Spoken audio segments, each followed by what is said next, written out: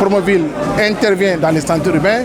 Saint-Louis en a bénéficié et des projections donc sont prévues pour et les communes de Podor, la commune de Richard Toll et la commune de Dagana. Des instructions ont été données donc aux responsables, aux coordinateurs de Promoville pour qu'on trouve des solutions au niveau de ces localités-là en vue donc d'une intervention de Promoville au niveau de ces trois localités.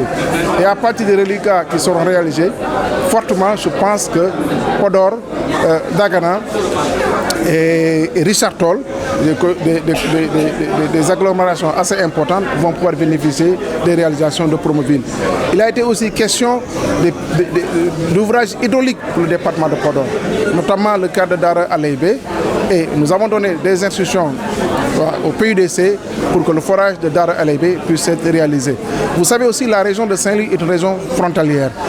Le Puma intervient au niveau donc des zones frontalières et peu de choses ont été pour le moment réalisées, mais en fonction de la matrice d'action prévue au niveau du Puma, donc nous allons essayer, pour le moment nous sommes à la recherche de financement et probablement à travers le programme Exim Bank Chine, nous allons en trouver et cela va nous permettre du point de vue financier de pouvoir permettre au Puma d'entamer, disons en profondeur, les engagements contenus dans son plan d'action prioritaire.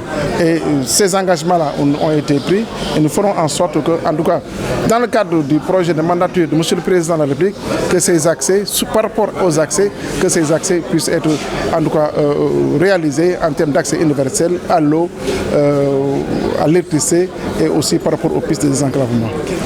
Le PUDC a réalisé dans sa première phase, dans sa phase pilote, plus de 123 milliards financés à partir du budget de l'État. Ensuite, d'autres financements donc, ont suivi, financement à partir de la Banque africaine de développement, de la première phase, et présentement il y a une phase qui est en cours, financée à partir de la Banque islamique de développement. Et l'ensemble de ces financements-là, à travers le budget de l'État, ces financements ont permis un petit peu de réduire les inégalités, puisque c'était ça l'objectif, réduire les inégalités entre les différentes localités. Et aujourd'hui, avec la nouvelle configuration et les financements en perspective, le Fonds saoudien de développement pour le PUDC, donc Exim Bank Chine pour les 3 programmes, nous pensons fondamentalement que d'ici de 2 ans à 3 ans, donc ces inégalités seront carrément en tout cas réglées, de telle sorte que l'équité sociale que prône M. le Président de la République soit réalité.